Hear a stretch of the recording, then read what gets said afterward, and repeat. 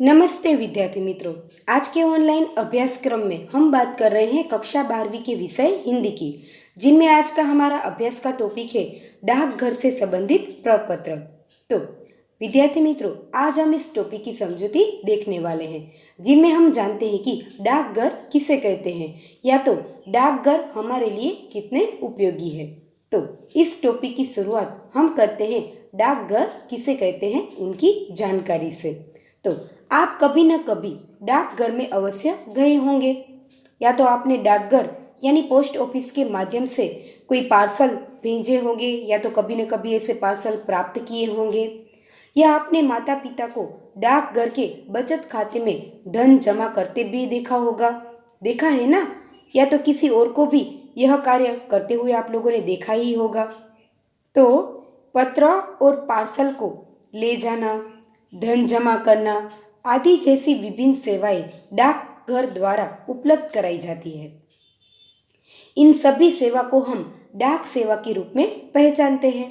तो लिखित संदेशों की सेवा की आदान प्रदान के लिए डाक सेवा का आरंभ किया गया था।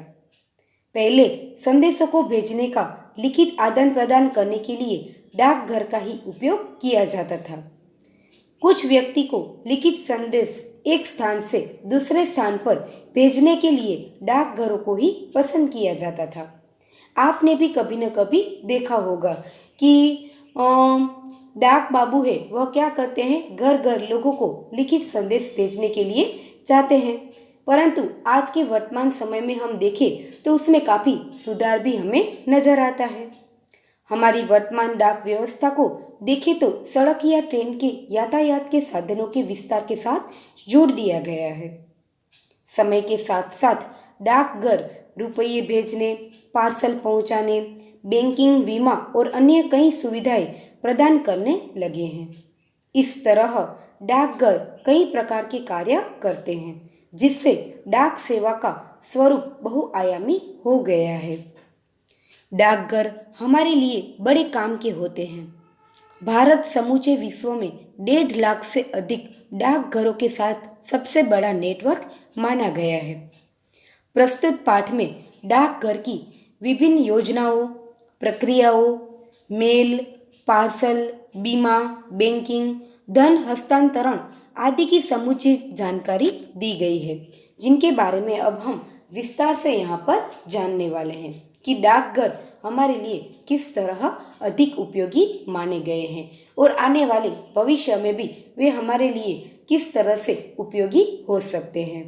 तो जानते हैं डाक सेवा के बारे में।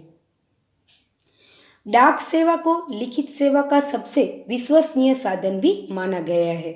यह आम लोगों के द्वारा दूर दूर क्षेत्रों में रहने वाले लोगों को मनी ऑर्डर द्वारा धन पहुंचाने का भी सबसे विश्वसनीय माध्यम माना गया है। इसी तरह यह मूल्यवान वस्तुओं को पहुंचाने का सबसे सहज और सरल माध्यम भी है। डाक द्वारा प्रदान की जाने वाली बैंकिंग सेवाओं का और शहरी इलाकों में रहने वाले लोगों के लिए उपयोगी भी अधिक है, क्योंकि ये आसानी से सुलभ है।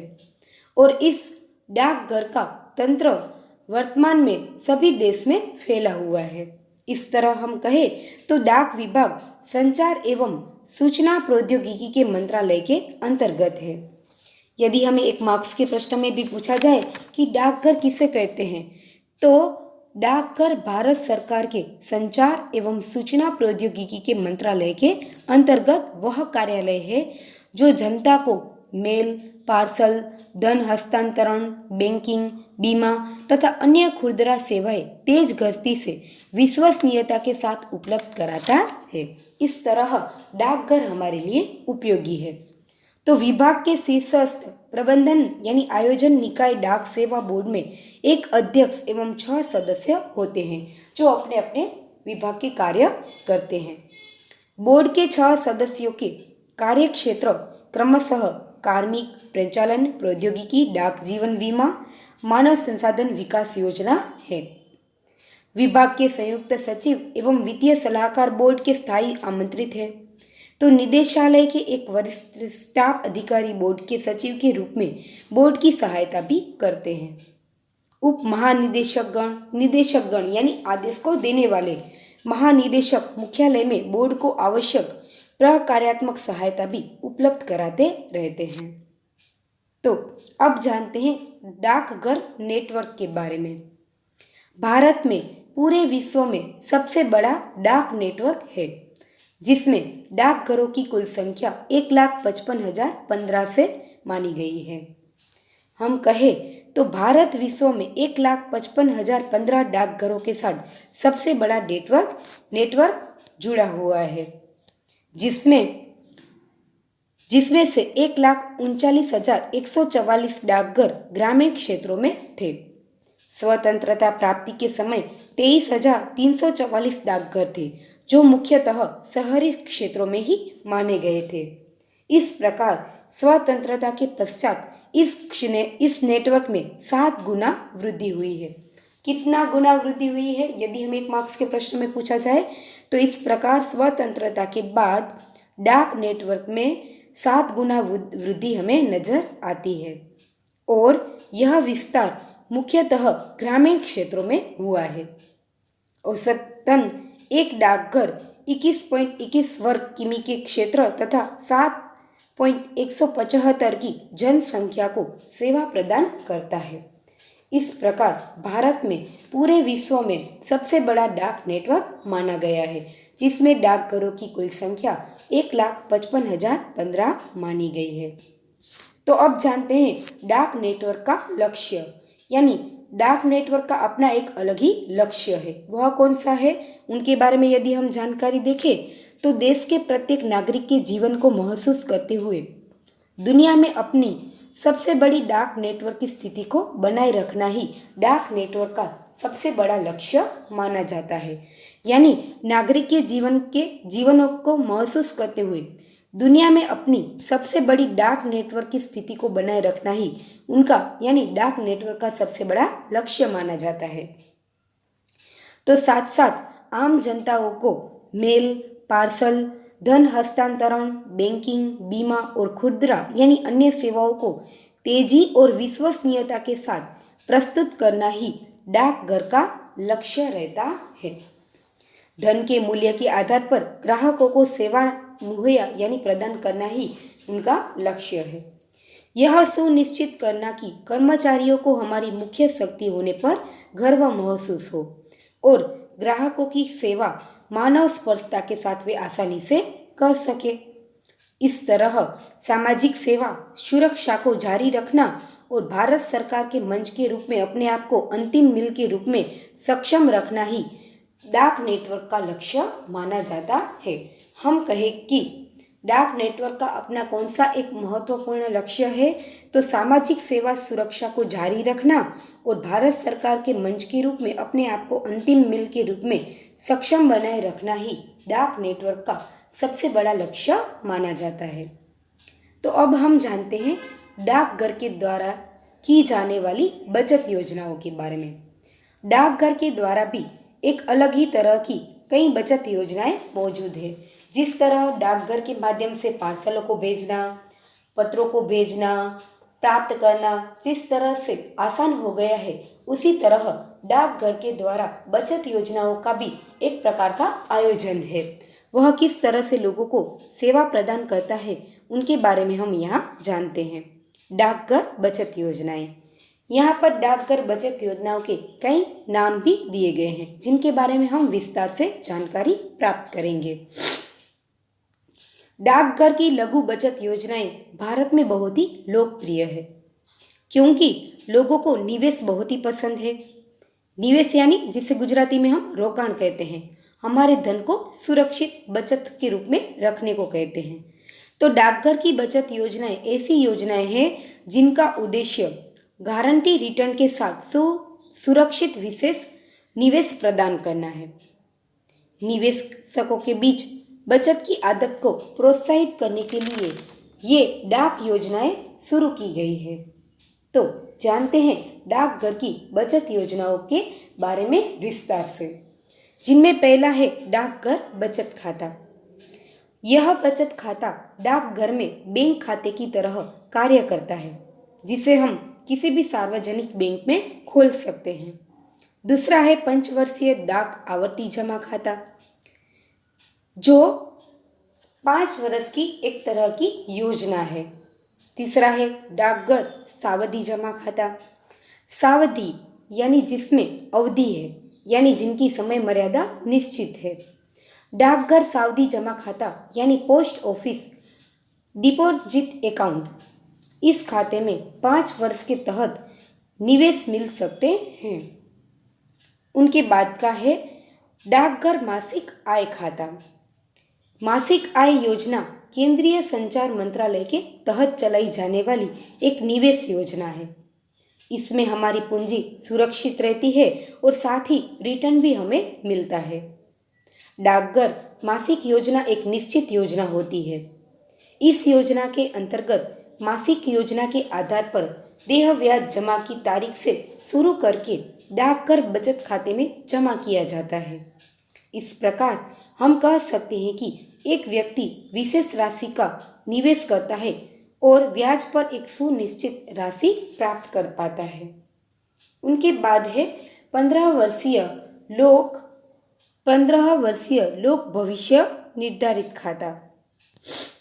15 वर्षीय लोक निधि खाता सार्वजनिक भविष्य निधि को परिफलित प्रोविडेंट फंड के नाम से जाना जाता है, जो लोकप्रिय बचत योजनाओं में से एक है। उनके बाद है वरिष्ठ नागरिक योजना। वरिष्ठ नागरिक योजना यानी सीनियर सिटीजन, यह एक व्यक्ति जिसकी उम्र 60 वर्ष से अधिक है, वह वरिष्ठ योजना खाता खोल सकता है। वरिष्ठ नागरिक योजना की परिपक्वता की अवधि 5 वर्ष है और योजना में अधिक राशि 15 लाख से अधिक नहीं होनी चाहिए। इस योजना में कोई भी वरिष्ठ नागरिक 1000 के गुणकों में अधिकतम 15 लाख केवल एक बार में जमा कर सकता है। तो इनके अलावा भी कई बचत योजनाएं डाकघर में उपलब्ध हैं, तो जिनमें हम आम जनता अपने धन को सुरक्षित बचत के रूप में रख सकते हैं और उनका लाभ ले सकते हैं। तो यहाँ तक हमने डाकघर किसे कहते हैं, डाक नेटवर्क क्या है, उनका लक्ष्य क्या है और कौन कौन सी बचत योजनाएं हैं, उनके बारे में जानकारी देखी। तो अब हम जानते हैं डाकघर की योजनाओं के बाद, बचत योजनाओं के बाद व्यापारिक लेन देन के लिए महत्वपूर्ण उनकी सेवा, अन्य सेवाएं, मूल्य देय डाक और मूल्य देय मदे के बारे में। तो मूल्य देय डाक क्या है? मूल्य देय प्रणाली का डिजाइन उन व्यक्तियों की आवश्यकताओं को पूरा करने के लिए किया गया है जो उनको भेजे सामान या बिलों या उनसे संबंधित रेलवे रसीदों का भुगतान उनके प्राप्त होने पर करना चाहते हैं, तथा यह उन व्यवसायियों तथा अन्य व्यक्तियों की आवश्यकता को भी पूरा करती है जो उनके द्वारा आपूर्ति की गई वस्तुओं के मूल्य को डाकघर की एजेंसी के माध्यम से वसूल करना चाहते हैं। उनके बारे में हम देखें तो कभी कभी हमें कुछ ऐसा सामान खरीदना होता है जो किसी स्थानीय दुकान में नहीं मिलता। ऐसी स्थिति में हम विक्रेता को माल भेजने का अनुरोध कर सकते हैं। यहाँ डाकघर विक्रेता को अपनी सेवा देने का विकल्प प्राप्त होता है। इसके अंतर्गत डाकघर विक्रेता से पैक माल लेते हैं और ग्राहकों तक ले जाते हैं। ग्राहक से माल का मूल्य और शुल्क मिलाकर पूरी राशि लेने के बाद सामान उसे दे दिया जाता है और डाकघर विक्रेता को यह राशि दे देता है। तो उनके बाद है मूल्य देय मदे।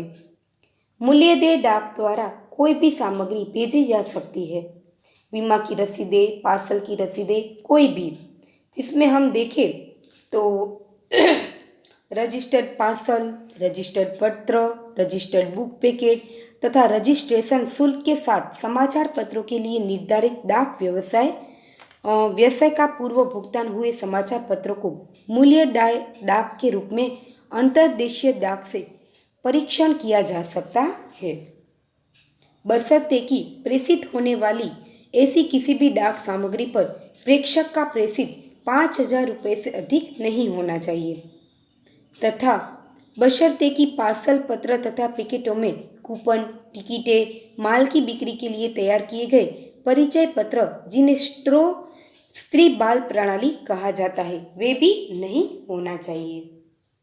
तो आगे हम देखते हैं, कुछ जरूरी नोंद यहाँ पर दी गई है। घोषणा। ऊपर बताई गई ऐसी कोई डाक सामग्री मूल्यदेय डाक सामग्री के रूप में प्रेषण के लिए किसी भी डाकघर में स्वीकृत नहीं की जाएगी जब तक कि बेचने वाला यह घोषित नहीं कर देता कि ऐसा वह उसे प्राप्त प्रमाणित आदेशों के निष्पादन के अनुसार भेज रहा है। इसके अतिरिक्त भेजने वाले को महानिदेशक द्वारा इस ओर से समय समय पर अधिसूचित डाकघरों में यह घोषणा देनी होगी कि भेजे जाने वाली सामग्री की प्रवृत्ति इस प्रकार की है जिसे मूल्यदेय सामग्री के रूप में डाक द्वारा प्रेषित करना योग्य है। ऊपर बताई गई कोई भी डाक सामग्री ऐसे कार्यालय में इस प्रकार की घोषणा के बिना स्वीकृत नहीं की जाएगी। तो दूसरा है स्पष्टीकरण, यानी कोई भी सामग्री मूल्यदेय डाक द्वारा भेजी जा सकती है, भले ही उसका कोई तात्विक मूल्य न हो। अतः वैधानिक दस्तावेज हो, बांड, बीमा की पॉलिसियाँ हो, वचन पत्र, रेलवे के सामान तथा पार्सल की रसीदें हो, लीडिंग बिल हो या वसूली के साधारण बिलों को मूल्यदेय डाक सामग्री के रूप में भी भेजा जा सकता है। मूल्यदेय डाक सामग्री के रूप में प्रेषित रेलवे लीडिंग बिल की रसीद के मामले में इस नियम के प्रयोजनार्थ यह पर्याप्त होगा यदि वह सामग्री जिससे कि रेलवे लीडिंग बिल की रसीदें संबंधित है उसे वास्तविक आदेशों के निष्पादन के अंतर्गत भेजा गया है। अन्य उल्लेखित दस्तावेजों के संबंध में दस्तावेज को भेजने के वास्तविक आदेशों का निष्पादन करते हुए ही भेजा गया है।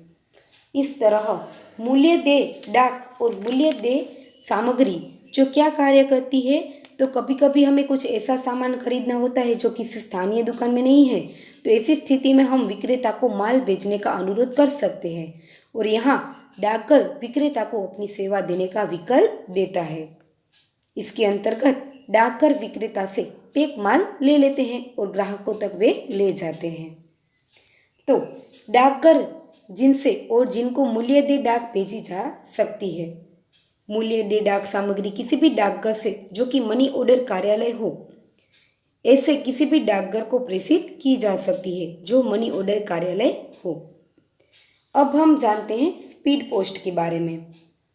स्पीड पोस्ट का नाम शायद आप लोगों ने सुना ही होगा। वर्तमान समय में यह एक अपना अलग ही महत्व क्या करते हैं, दिखाते हैं। भारत में पत्रों, दस्तावेजों और पार्सलों को तीव्र गति एवं समयबद्ध वितरण सेवा प्रदान करने के लिए स्पीड पोस्ट सेवा की शुरुआत की गई है।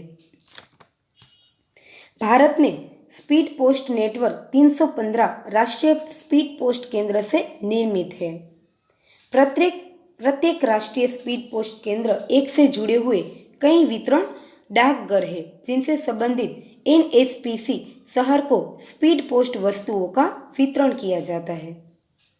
इसके अतिरिक्त समूचे भारत में 986 स्पीड पोस्ट केंद्र विद्यमान है, जो प्रत्येक राज्य स्पीड पोस्ट केंद्र मूल राष्ट्रीय स्पीड पोस्ट केंद्र के साथ जुड़ा हुआ है, जिसको यह SSPC अपना सभी बाहरी डाक आगे की छंटाई और प्रेषण के लिए बेच देता है। इसी प्रकार किसी राज्य स्पीड पोस्ट केंद्र से जुड़े वितरण डाकघरों के माध्यम से भेजी जाने वाली स्पीड पोस्ट की सभी वस्तुएं इसके मूल्य राष्ट्रीय स्पीड पोस्ट केंद्र के माध्यम से भेजी जाती है। यहाँ पर हम बात करें तो स्पीड पोस्ट सर्विस की सबसे तेज सेवा है, जिसमें कोई भी व्यक्ति भारत के किसी भी कोने तक अपना सामान बड़ी जल्दी ही और सुरक्षित ढंग में भेज सकता है। यह एक ऐसी व्यवस्था है जिससे बड़े ही कम मूल्य में हम हमारा सामान बेच सकते हैं या तो भेज सकते हैं। भारत में स्पीड पोस्ट द्वारा राष्ट्रीय स्पीड पोस्ट केंद्र से निर्मित है और इसके अतिरिक्त पूरे भारत में 986 स्पीड पोस्ट केंद्र है और प्रत्येक राज्य स्पीड पोस्ट केंद्र मूल राज्य स्पीड पोस्ट केंद्र से जुड़ा हुआ है, जो लोगों को तुरंत ही और जल्दी से विश्वसनीयतापूर्ण सेवा प्रदान कराता है। उनके बाद है पंजीकरण। तो पंजीकरण किसे कहते हैं, उनके बारे में हम जानकारी देखते हैं। उनका उद्देश्य है ग्राहकों की डाक वस्तुओं का सुरक्षित प्रेषण करना। उन सभी चरणों पर एक रिकॉर्ड रखा जाता है जहाँ जहाँ से डाक वस्तुएं होकर जाती है। इसके अलावा पंजीकृत डाक वस्तुओं को विशेष सावधानी के साथ प्रेषित भी किया जाता है। तो आप यहाँ देख सकते हैं कि किन किन चीज़ों का पंजीकृत किया जा सकता है। तो उनके बारे में हम अधिक जानकारी देखें तो पंजीकरण का अर्थ है रजिस्ट्रेशन करना। डाक से भेजी जाने वाली कई सामग्री का पंजीकरण करना अनिवार्य होता है। पंजीकरण का उद्देश्य है ग्राहकों की वस्तुओं का सुरक्षित प्रेषण करना।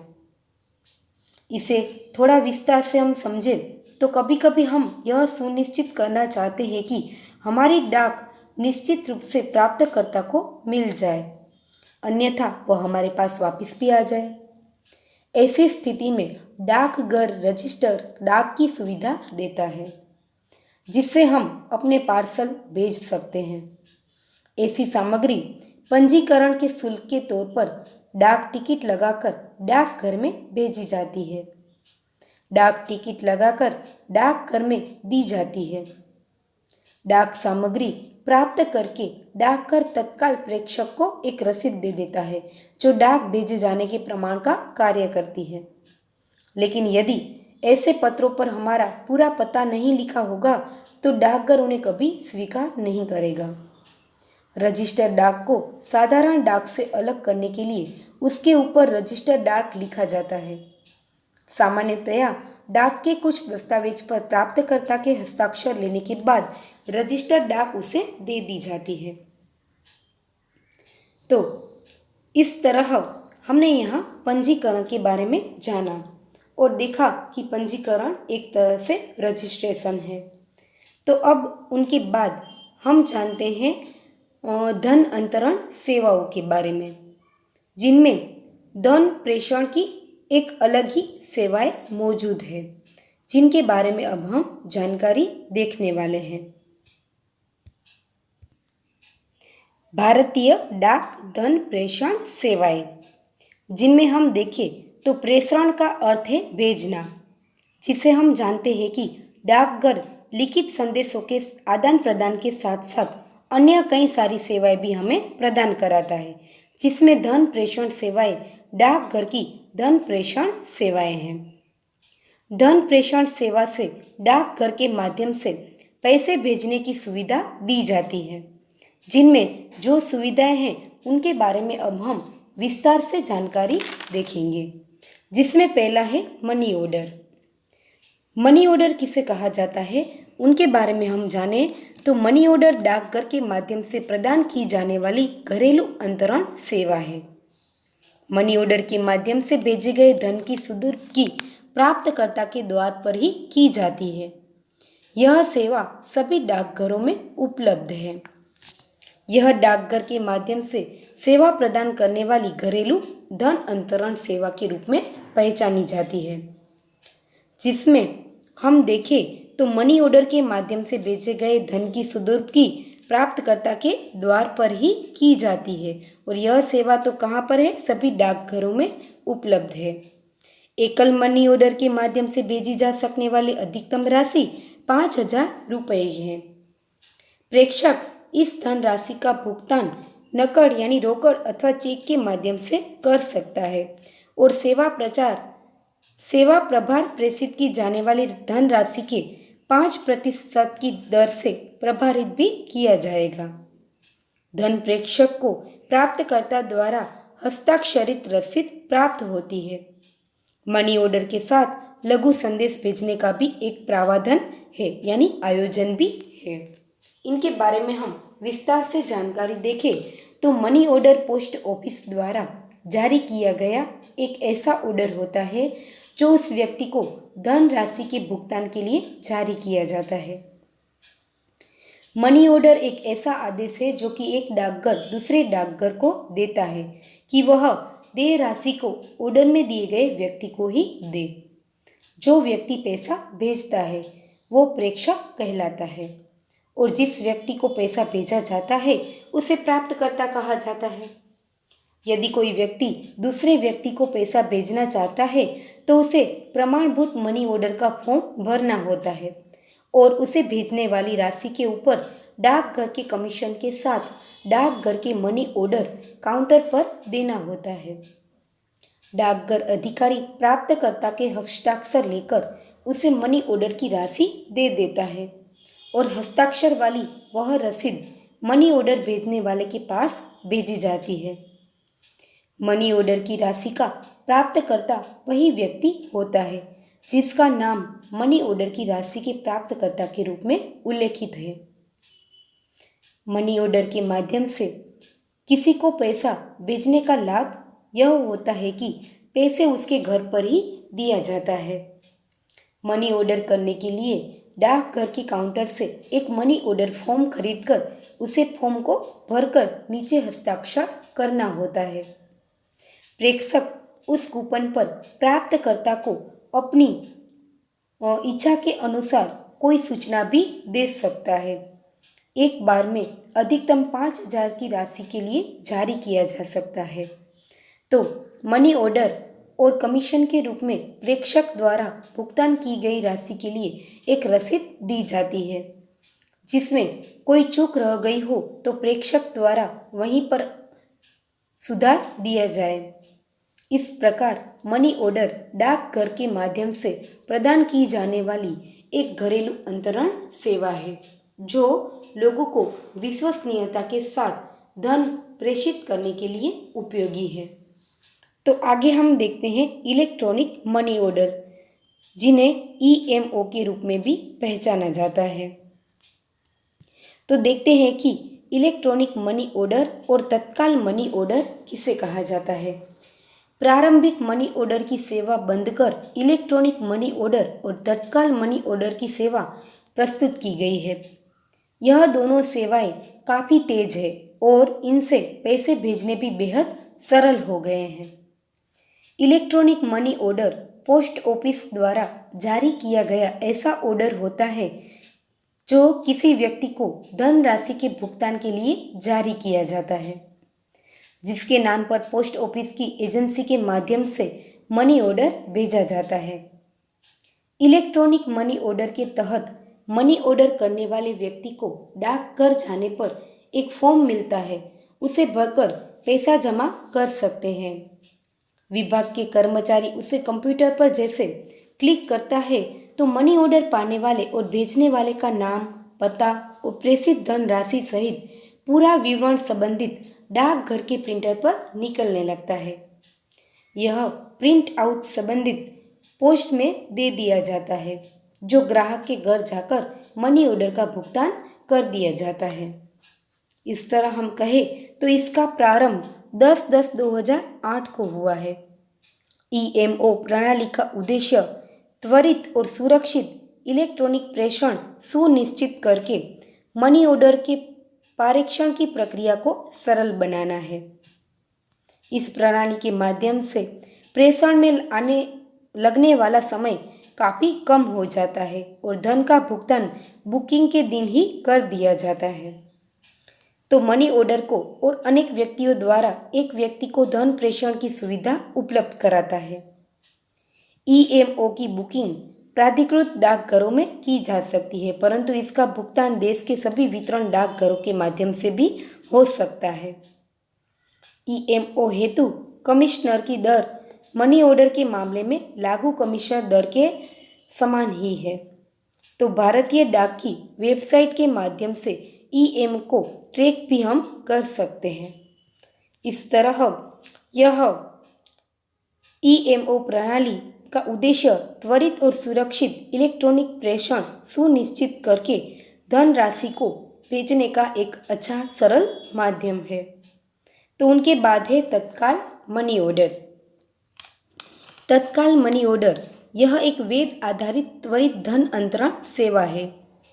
धन प्रेषक को एक निर्धारित फॉर्म भरना है और वह पहचान पत्र प्रस्तुत कराना होता है। धन प्राप्त करने के लिए प्राप्तकर्ता को डाकघर जाकर फॉर्म भरकर अपना पहचान पत्र प्रस्तुत करना होता है और प्राप्त धनराशि को प्राप्तकर्ता के खाते में जमा करवाया जा सकता है। इस तरह 1,000 रुपये के 50,000 रुपये तक हम भेज सकते हैं। यहाँ लिखा हुआ है कि भारतीय डाक तत्काल मनी ऑर्डर से सेवा प्रदान करता है, जो बिल सुरक्षित, विश्वसनीय तथा सुविधाजनक प्राप्त होता है। विनिर्दिष्ट IMO यानी तत्काल मनी ऑर्डर डाकघरों के माध्यम से 1,000 से 50,000 तक की राशि प्रेषित कर सकता है। यह एक वेद आधारित त्वरित धन अंतरण सेवा मानी जाती है। इसमें क्या करना होता है, तो धन प्रेषक को एक निर्धारित फॉर्म भरना होता है और वह वेद पहचान प्रस्तुत करना होता है। मनी ऑर्डर का कमीशन अंतरित की जाने वाली राशि पर आधारित होता है। तो प्रेषक को 33 मानक संदेशों में से एक के वचन का विकल्प भी उपलब्ध दिया जाता है। धन प्राप्त करने के लिए प्राप्तकर्ता को डाकघर जाकर एक फॉर्म भरकर अपना पहचान पत्र प्रस्तुत करवाना होता है और प्राप्त धनराशि को प्राप्तकर्ता के बचत बैंक खाते में भी जमा कर दिया जा सकता है। उनके बाद है MO विदेश। यह भारतीय डाक द्वारा अधिकतर विदेशी गंतव्य स्थलों तक भेजी जाने वाली अंतर्राष्ट्रीय धन प्रेषण सेवा है। जावक धन प्रेषण का भुगतान लाभार्थियों को गंतव्य देशों में उनके बैंक खाते में किया जाता है। जिसमें अधिक जानकारी देखें तो यह भारतीय डाक द्वारा अधिकतर विदेशी गंतव्य स्थल तक भेजे जाने वाली अंतर्राष्ट्रीय धन सेवा के रूप में जाना जाता है। जावक धन प्रेषण का भुगतान गंतव्य देशों में उनके बैंक खाते में ही किया जाता है। एक धन प्रेषण $5,000 से अधिक का नहीं होना चाहिए और एक वर्ष में अधिकतर 12 जावक धन प्रेषण ही भेजा जा सकता है। यह सुविधा सभी कंप्यूटरकृत डाकघरों में उपलब्ध होती है। MO विदेश के लिए कमीशन की मात्रा अंतरित की जाने वाली राशि पर ही निर्भर रहती है। तो उनके बाद है अंतर्राष्ट्रीय धन अंतरण सेवा, जिसमें हम देखें तो भारतीय डाक, वेस्टर्न यूनियन और मनीग्राम के सहयोग से आवक अंतर्राष्ट्रीय धन अंतरण सेवा भी प्रदान करता है। यह सेवा सुरक्षित, त्वरित और विश्वसनीय है। यह विदेशों से भारत में लाभार्थियों को निजी धन प्रेषण अंतरित करने का त्वरित और सरल माध्यम माना गया है। चुनिंदा डाकघरों के माध्यम से 195 देशों से धन प्राप्त किया जा सकता है। प्रेषक द्वारा धन प्रेषित करने के उपरांत प्राप्तकर्ता मिनटों में ही धन प्राप्त कर सकता है। एक बार में अधिकतम 25,000 अमेरिकी डॉलर प्राप्त किए जा सकते हैं। तो किसी एक लाभार्थी द्वारा एक वर्ष में 12 धन प्रेषण प्राप्त किया जा सकता है। 50,000 रुपये तक की राशि नकद में और उससे अधिक धनराशि चेक के माध्यम से डाकघर में बचत खातों में जमा की जाती है। प्राप्तकर्ता अपनी पहचान तथा आवास का पर्याप्त प्रमाण प्रस्तुत करके वे पैसे को प्राप्त कर सकता है। यहाँ पर हम देखें तो इंटरनेशनल मनी ट्रांसफ़र सर्विस यानी अंतर्राष्ट्रीय धन अंतरण सेवा, यह सेवा विदेशों से भारत में लाभार्थियों को निजी धन प्रेषण का त्वरित और सरल माध्यम है। भारत के चुनिंदा डाकघरों के माध्यम से इस सेवा के अंतर्गत विविध देशों से धन प्राप्त किया जा सकता है। यह धन प्राप्तकर्ता को मिनटों में ही मिल जाता है। यह सेवा भारत में प्रवासी भारतीयों के परिवार, भारत यात्रा पर आए अंतर्राष्ट्रीय सैलानियों और भारत में अध्ययनरत विदेशी छात्रों की जरूरतों को ध्यान में रखते हुए उपलब्ध कराया गया है। तो इस योजना में कुछ मिनटों में ही पैसे अन्य देशों में पहुंच जाते हैं। इस तरह अंतर्राष्ट्रीय धन अंतरण सेवा। यह सेवा विदेशों से भारत में लाभार्थियों को निजी धन प्रेषण का त्वरित और सरल माध्यम के रूप में उपयोगी है। उसके बाद है इलेक्ट्रॉनिक क्लियरेंस स्कीम। यह स्कीम क्या कार्य करती है उनके बारे में हम जानते हैं। इस सेवा की शुरुआत 9 अगस्त 2003 को हुई है। Electronic clearance scheme ECS. ECS योजना भुगतान, ब्याज, वेतन, पेंशन, लाभांश के भुगतान का विकल्प प्रदान करती है। इस स्कीम की शुरुआत हम देखें तो 9 अगस्त 2003 को हुई है। भारतीय डाक द्वारा ईसीएस का प्रयोग मासिक आय योजना के अंतर्गत ब्याज के भुगतान के लिए किया जाता है। ईसीएस के अंतर्गत एमआईएस खातों के जमाकर्ताओं का मासिक ब्याज भुगतान निर्धारित तिथि को उनकी पसंद के बैंक के खाते में जमा कर दिया जाता है। यह सेवा हमारे वेतन, निवेश, लाभांश का डिजिटल तरीका है। इलेक्ट्रॉनिक क्लियरेंस की सर्विस बैंक, कंपनियां, सरकारी विभागों द्वारा ब्याज, वेतन, पेंशन और लाभांश जैसे भुगतान कार्य करने हेतु वैकल्पिक व्यवस्था प्रदान करती है। तो यहाँ पर हमने धन अंतरण सेवाओं के बारे में जानकारी प्राप्त की है। यानी भारतीय डाक के द्वारा जो धन प्रेषण सेवाएं दी जाती है, एक देश से दूसरे देश तक या तो हमारे भारत में ही एक राज्य से अन्य राज्य तक धन प्रेषण जो सेवाएं हैं, जो इलेक्ट्रॉनिक मनी ऑर्डर है या तो मनी ऑर्डर है या तो अंतर्राष्ट्रीय धन अंतरण सेवा है, उनके बारे में जानकारी देखी। तो अब हम इनके बाद देखने वाले हैं ग्रीटिंग पोस्ट के बारे में। आप यहाँ देखेंगे तो संयुक्त धनादेश का एक फॉर्म यहाँ पर दिया गया है। इस तरह से हम हमारा फॉर्म भरकर क्या कर सकते हैं, धन प्रेषण सेवा का लाभ ले सकते हैं। इस पूरे फॉर्म को आप अपनी पाठ्य पुस्तक के आधारित एक बार पढ़ लेंगे। धन प्रेषण सेवाओं के बाद देखते हैं ग्रीटिंग पोस्ट के बारे में। ग्रीटिंग पोस्ट किसे कहा जाता है? तो यह एक तरह का नया उत्पादन है। ग्रीटिंग पोस्ट अर्थात भारतीय डाक की ओर से प्रस्तुत मन भावन ग्रीटिंग कार्डों की दुनिया में यह एक अनूठा यानी अलग ही प्रयोग है। ये कार्ड आपको पूर्व भुगतान वाले लिफाफों के साथ ही प्राप्त होते हैं और इस प्रकार आपको डाक टिकट चिपकाने की जरूरत नहीं रहती है। यह एक अनूठा प्रयोग है जो भारत में पहली बार हो रहा है। सबसे आकर्षक बात यह है कि लिफाफों पर चिपकाए गए डाक टिकट अंदर मौजूद कार्ड की हूबहू प्रतिकृति ही होती है। ग्रीटिंग पोस्ट के अनेक फायदे हैं। या तो हम कहें कि ये कार्ड आपको केवल सहूलियत ही प्रदान नहीं करते, बल्कि इनके कई और लाभ हैं। ग्रीटिंग पोस्ट के माध्यम से आप हर अवसर, हर त्योहार तथा उपलक्ष्य में अपनी भावनाओं को अभिव्यक्ति प्रदान कर सकते हैं। इनके सुंदर डिजाइनों और मनभावन रंगों में प्रतिबिंबित भावनात्मक गर्माहट हर एक के मन को छू लेती है। इन कार्डों को पाकर निसंदेह हर एक व्यक्ति प्रफुल्लित हो जाता है।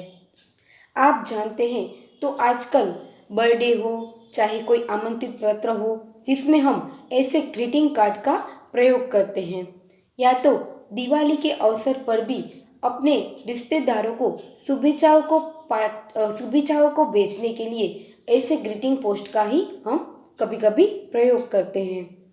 तो ऐसे ग्रीटिंग पोस्ट कहाँ प्राप्त होते हैं उनके बारे में हम देखें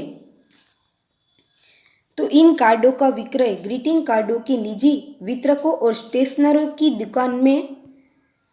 दुकान के माध्यम से किया जा रहा है।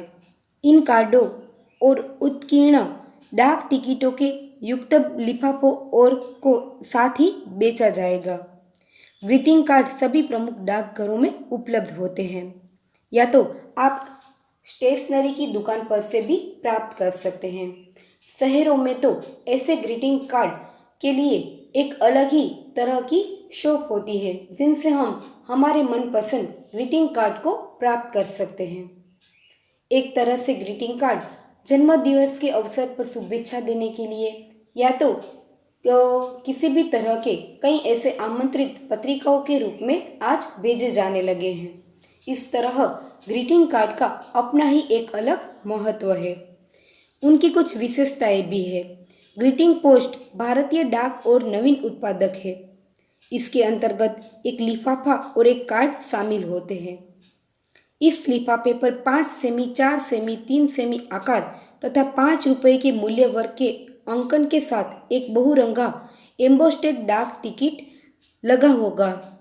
इसलिए आपको इस लिफाफे पर डाक टिकट चिपकाने की ज़रूरत नहीं रहती है और इस प्रकार डाकघर जाने और लाइन में खड़े रहने में भी लगने वाले आपके समय की बचत होती है। ग्रीटिंग कार्ड पर ठीक पिछली तरफ स्लेब पर हल्के नीले रंग में एक गोलाकार डाक टिकट मुद्रित मौजूद होता है। डाक प्रशुल्क के बारे में सभी नियम ग्रीटिंग पोस्ट पर लागू होंगे। मौजूदा नियमों के अनुसार 5 रुपये मूल्य के डाक प्रशुल्क के आधार पर प्रेषक 20 ग्राम वजन तक की डाक वस्तुओं को भी देश भर में कहीं बेच सकता है। यही नियम ग्रीटिंग पोस्ट के लिए भी लागू हो गए हैं। इस तरह हम कहें तो जो ग्रीटिंग पोस्ट है वह अर्थात भारतीय डाक की ओर से प्रस्तुत मन भावन ग्रीटिंग कार्डों की दुनिया में यह एक अनूठा प्रयोग है। भारत में यह पहली बार हो रहा है। इन ग्रीटिंग कार्डों को ग्रीटिंग कार्ड के निजी वितरकों और स्टेशनरी की दुकानों से प्राप्त किया जा सकता है। ये कार्ड सभी प्रमुख डाकघरों में भी उपलब्ध है। तो ग्रीटिंग कार्ड योजना के अंतर्गत एक लिफाफा और एक कार्ड शामिल होता है। इस पर टिकट अलग से लगाने की जरूरत नहीं रहती। इससे ठीक पिछले तरफ फ्लैप पर गोलाकार डाक टिकट मुद्रित मौजूद ही होती है। इस तरह ग्रीटिंग कार्ड अपना ही एक अलग अनूठा प्रयोग है जो लोगों को काफ़ी तरह से आकर्षित भी करता है। आज के वर्तमान समय में हमारे मन चाहे कई ग्रीटिंग कार्ड हम प्राप्त भी कर सकते हैं। उनके बाद है पिन कोड। तो पिन कोड किसे कहते हैं और वे हमारे लिए किस तरह से उपयोगी है? डाक इंडेक्स संख्या यानी पिन, जिसे हम पोस्टल इंडेक्स नंबर के रूप में भी जान सकते हैं। डाक इंडेक्स संख्या यानी अथवा पिन कोड डाकघर का 6 अंकों का कोड होता है, जो हमें एक मार्क्स के प्रश्न में भी पूछा जा सकता है कि पिन कोड है वह कितने अंकों का होता है। 6 अंकों का कोड होता है, जो डाकघर का 6 अंकों का कोड है, जिसका प्रयोग भारतीय डाक द्वारा किया जाता है। पिन को 15 अगस्त 1972 में लागू किया गया था। यह प्रश्न भी हमें एक मार्क्स के रूप में पूछा जा सकता है। समूचे देश में कुल कितने पिन क्षेत्र है? तो पूरे भारत देश में कुल 9 पिन क्षेत्र है, जिसमें शुरू के 8 भौगोलिक क्षेत्र के हैं तथा 9वां अंक सेना डाक सेवा के लिए उपलब्ध है। प्रथम अंक के जो पिन कोड है 6 अंकों का होता है, जिनमें प्रथम अंक किसी एक क्षेत्र को प्रदर्शित करता है। तो प्रथम 2 अंक साथ साथ उपक्षेत्र अथवा उनमें से एक डाक सर्विस को दिखाता है। तो प्रथम 3 अंक साथ साथ छटाई राजस्व जिला को प्रदर्शित करता है। अंतिम 3 अंक वितरण डाकघर को प्रदर्शित करता है। यहाँ पर हम देखें तो डाकघर के माध्यम से 6 अंक का पिन कोड प्राप्त होता है, जो डाक को भेजने में बहुत ही सरलता प्राप्त कराता है। इस तरह यहाँ पर हम देखें तो पिन कोड की शुरुआत 15 अगस्त 1972 में लागू की गई है, जिसमें हम देखें तो पूरे भारत में 9 पिन क्षेत्र है, 8 भौगोलिक क्षेत्र के हैं और एक 9वां सेना के लिए है, जिनमें वे किस तरह से कार्य करता है उनके बारे में यहाँ पर निम्नलिखित उनके बारे में जानकारी भी दी गई है। प्रथम अंक किस तरह से उल्लेखित करता है, दूसरा अंक, प्रथम 3 अंक। यहाँ आप देखेंगे तो पहला है उत्तरी, जो दिल्ली, हरियाणा, पंजाब, हिमाचल प्रदेश तथा जम्मू व कश्मीर के इलाकों के बारे में जानकारी देता है।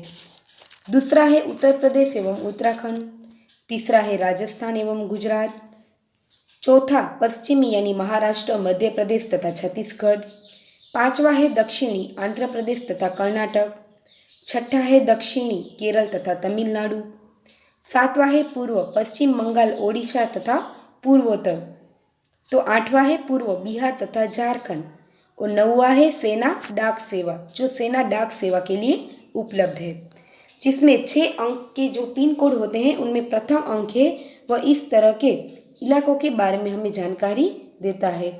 तो उनके बाद है पिन कोड के प्रथम 2 अंक निम्नानुसार दर्शाते हैं। पिन कोड के प्रथम 2 अंक और उनके सर्किल, पहले 2 एक होते हैं जो दिल्ली को दिखाते हैं, यानी 11 होते हैं वे दिल्ली को बताते हैं, 12 से 13 हरियाणा, 14 से 16 पंजाब, 17 हिमालय प्रदेश, 18 से 19 जम्मू और कश्मीर, 20 से 28 उत्तर प्रदेश एवं उत्तरांचल, 30 से 34 राजस्थान, 36 से 49 गुजरात, 40 से 44 महाराष्ट्र और 45 से 50 तक की हम बात करें तो मध्य प्रदेश एवं छत्तीसगढ़ को दिखाता है। इस तरह कुल 6 अंक का जो पिन कोड है इस तरह से चारों दिशाओं में बटा हुआ है, जिनके आधारित कोई भी पार्सल को भेजना या तो पत्रों को भेजने के लिए हमारे लिए उपयोगी है। आप देखेंगे तो डाकघर के माध्यम से पिन कोड के आधारित कोई भी पार्सल या तो रसीदें या तो कोई भी पत्र को भेजने या तो पहुंचाने के लिए बहुत ही आसान हो गया है। इस तरह पिन कोड हमारे लिए उपयोगी है जो 6 अंक का होता है।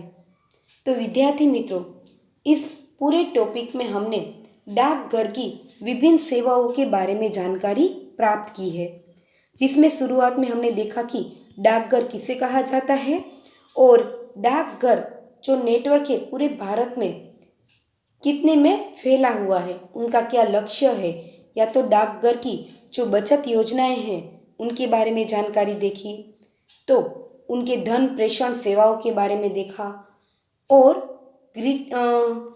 हम कहें कि ग्रीटिंग पोस्ट और पिन कोड के बारे में भी जानकारी प्राप्त की है। इस तरह हम कहें तो डाकघर हमारे तरह आम जनताओं के लिए बहुत ही उपयोगी है, जो हमें विविध प्रकार की कई सेवाएं उपलब्ध कराता है। तो विद्यार्थी मित्रों, यहाँ हमने पूरे टॉपिक की जानकारी का अध्ययन किया है। आप यदि चाहे तो एक बार पूरा टॉपिक पढ़कर भी इनको समझ सकते हैं। इनकी समझूती के आधारित स्वाध्याय के प्रश्न हम हमारी नोटबुक में लिखेंगे, और जहाँ पर मैंने आपको बताया कि हमें 1 मार्क्स के प्रश्न में पूछा जा सकता है, उनको आप क्या करेंगे, रेखांकित भी अपनी पाठ्य पुस्तक में उन वाक्यों को रेखांकित भी कर देंगे। यहाँ पर हमारा यह टॉपिक समाप्त होता है। नमस्ते, थैंक यू।